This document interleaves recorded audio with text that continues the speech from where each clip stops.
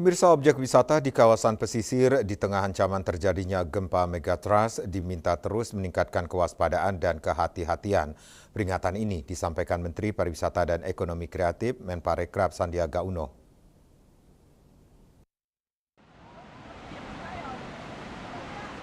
Dikutip dari kantor berita Antara, Sandiaga Uno menyampaikan pihaknya sudah berkoordinasi dengan BMKG. Potensi megatrust ini merupakan bagian tak terpisahkan dari Indonesia. Ia mempersilahkan masyarakat untuk tetap berwisata, namun harus meningkatkan kewaspadaan dan kehati-hatian.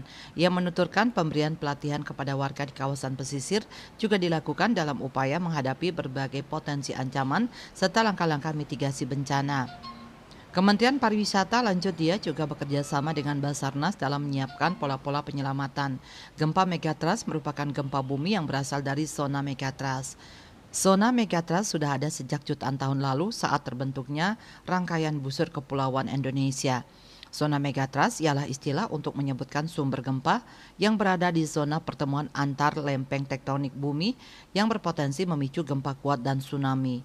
Di Indonesia, zona megatrust berada di zona subduksi aktif seperti subduksi Sunda mencakup Sumatera, Jawa, Bali, Lombok, dan Sumba, subduksi Banda, subduksi lempeng laut Maluku, subduksi Sulawesi, subduksi lempeng laut Filipina, dan subduksi utara Papua. Bali Post melaporkan.